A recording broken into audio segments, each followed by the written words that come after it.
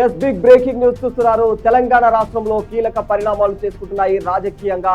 అయితే ఇప్పుడే అంటే రేవంత్ రెడ్డి నాయకత్వంలో కాంగ్రెస్ ప్రభుత్వం అయితే మంత్రివర్గ విస్తరణ అయితే చేపట్టింది. అయితే ఈ రోజు మధ్యాహ్నం 12 గంటల సమయం తర్వాత అయితే ఖచ్చితంగా ముగ్గురు మంత్రులు ప్రమాణ స్వీకారం చేసే అవకాశం ఉంది రాజ్ భవన్ లో.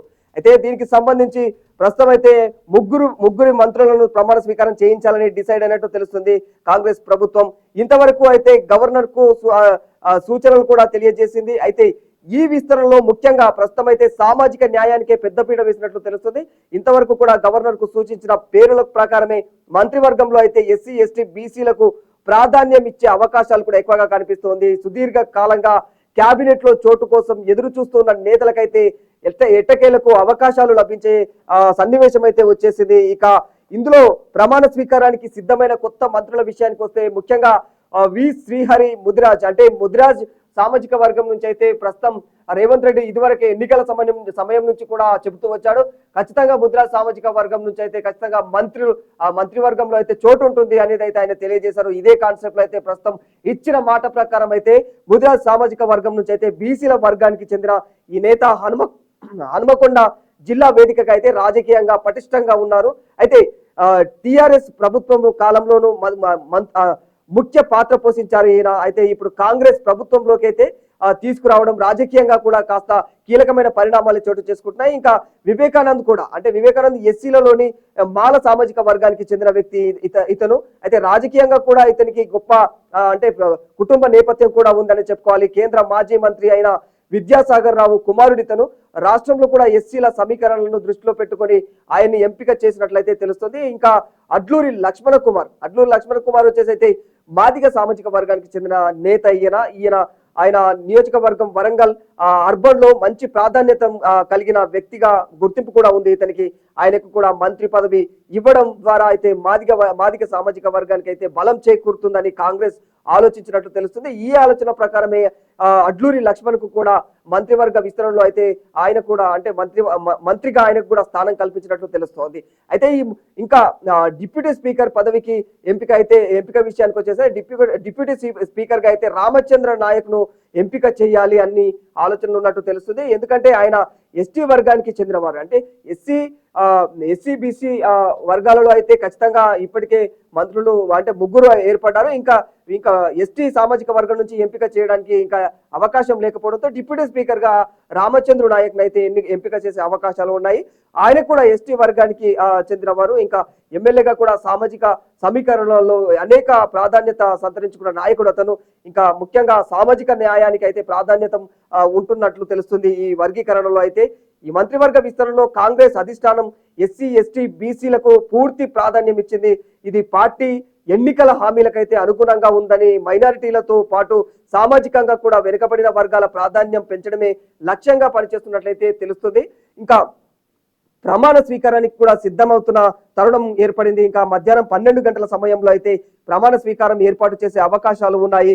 ఇంకా మరీ ముఖ్యంగా ఈ మంత్రివర్గ విస్తరణలో అయితే ఎస్సీ ఎస్టీ బీసీ సామాజిక వర్గాలకు పెద్దపీట వేశారని తెలుస్తుంది. ముఖ్యంగా అంటే ఇంకా రెడ్డి సామాజిక వర్గం నుంచి చూసినట్లయితే సుదర్శన్ రెడ్డి అనే వ్యక్తికి అవకాశం ఉన్నట్టు తెలుస్తుంది. కానీ ఇక్కడ కోమటిరెడ్డి రాజగోపాల్ రెడ్డికి కూడా ముందు నుంచి ఎన్నోసార్లు అంటే మంత్రివర్గంలో అవకాశం ఉందా అన్న కాన్సెప్ట్ లో అయితే మాటలు వెల్లువెత్తాయి. కానీ ఇక్కడ వాళ్ళ అన్నయ్య వెంకటరెడ్డి ఆల్రెడీ ఉన్నాడు కాబట్టి రాజగోపాల్ రెడ్డికి అవకాశం లేని పరిస్థితి అయితే ఖచ్చితంగా కనిపిస్తుంది. ఎందుకంటే ఒకే కుటుంబం నుంచి ఇద్దరికి ఇవ్వడం చాలా కష్టం. అది కూడా రెడ్డి సామాజిక వర్గం నుంచి ఆల్రెడీ వెంకటరెడ్డి మంచి పొజిషన్ లో ఉన్నాడు కాబట్టి ఇంకా అందుకోసం అని చెప్పేసి రాజగోపాల్ రెడ్డికి అయితే అవకాశం దక్కని పరిస్థితి ఏర్పడుతుంది.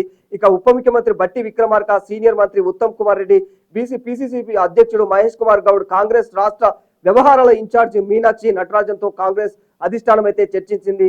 ఈ గతంలో ఈ ముఖ్యమంత్రి రేవంత్ రెడ్డి హయాంలోని అంటే వీళ్ళందరితో కలిసి అయితే అధిష్టానం అయితే చర్చించినట్టు తెలుస్తుంది. అందరి అభిప్రాయాలు విన్న తర్వాతనే ఎవరికి చోటు కల్పించాలో కూడా నిర్ణయం తీసుకున్నట్లు అధిష్టానం అయితే శనివారం తన అభిప్రాయాన్ని అయితే తెలిపినట్లుగా కూడా సమాచారం. అనంతరం పార్టీకి సంబంధించిన పలువురు నాయకులతో అయితే ముఖ్యమంత్రి చర్చించినట్లు కూడా తెలుస్తుంది. 4వ పేరును ప్రస్తుతానికైతే పక్కన పెట్టి రాష్ట్ర మంత్రివర్గ విస్తరణ రంగం సిద్ధం చేసినట్లయితే తెలుస్తుంది. ప్రస్తుతం ముగ్గురికి అవకాశం కల్పిస్తే మరో 3 స్థానాలు ఖాళీగా ఉంటాయి. వీటితో పాటు చీఫ్ వీప్ పదవికి కూడా భర్తీకి కూడా కసరత్తులు సాగుతూ ఉన్నాయి. ఇంకా బీసీల నుంచి అది శ్రీనివాస్ ప్రస్తుతం శాసనసభలో విప్ గా అయితే ఉన్నారు. ఇంకా గ్రేటర్ హైదరాబాద్ తో పాటు ఉమ్మడి రంగారెడ్డి జిల్లా నుంచి కూడా మంత్రివర్గంలో ఎవరూ లేనందుకు వికారాబాద్ ఎమ్మెల్యే ఎవరైతే సభాపతి ప్రసాద్ కుమార్ ఉన్నారో ఆయన కూడా మంత్రివర్గంలోకి తీసుకొని అదే సామాజిక వర్గానికి చెందిన మరొకరికి కూడా సభాపతి పదవిని ఇస్తే ఎలా ఉంటుందనే అంశం కూడా పార్టీ పరిశీలిస్తున్నట్లు తెలుస్తోంది. అయితే మంత్రి పదవుల కోసం గట్టిగా పోటీ పడుతున్న వాళ్ళలో చీఫ్ పదవి ఇచ్చి సర్దుబాటు చేసే అవకాశాలు అయితే ఉన్నాయి. అయితే ఎవరైతే మంత్రి పదవి కోసం ముందు నుంచి కూడా కుతూహల పడుతున్నారో వాళ్ళకైతే చీఫ్ విప్ పదవిని ఇచ్చి సర్దుబాటు చేయడానికి ప్రయత్నాలు చేస్తుంది ప్రభుత్వం. అయితే గత 4 రోజులుగా కూడా హైదరాబాద్ లోనే ఉన్న మీనాక్షి నటరాజన్ పార్టీ నాయకులు కార్యకర్తలతో విస్తృతంగా చర్చించిన నేపథ్యంలో అయితే సామాజిక న్యాయాన్ని దృష్టిలో పెట్టుకునే ఈ విస్తరణ ఉండాలని అధిష్టానాన్ని సూచించినట్లు కూడా ప్రచారం జరుగుతోంది. మరి పార్టీ లైన్ కు భిన్నంగా ఎవరు మాట్లాడినా కూడా తదుపరి పదవుల్లో అయితే వారికి ప్రాధాన్యం ఉండదని కూడా స్పష్టత అయితే చేస్తున్నట్లు సమాచారం. మరి చూడాలి, అంటే ఎస్సీ వర్గానికి అమలుకు దేశంలోనే తొలిసారిగా అయితే తెలంగాణ ప్రభుత్వం శ్రీకారం చుట్టిందనే ప్రాధాన్యత అయితే సంతరించుకుంది.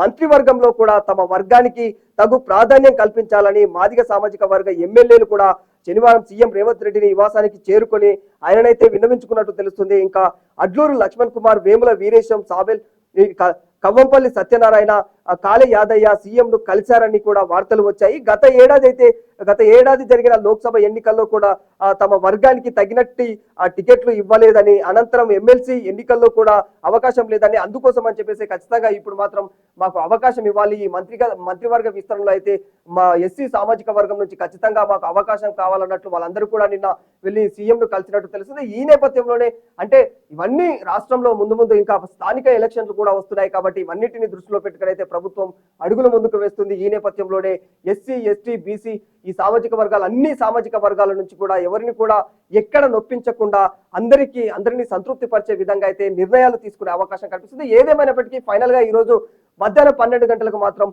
3 మంత్రులు మాత్రం ప్రమాణ స్వీకారం చేయడం అయితే నిర్ణయించబడింది.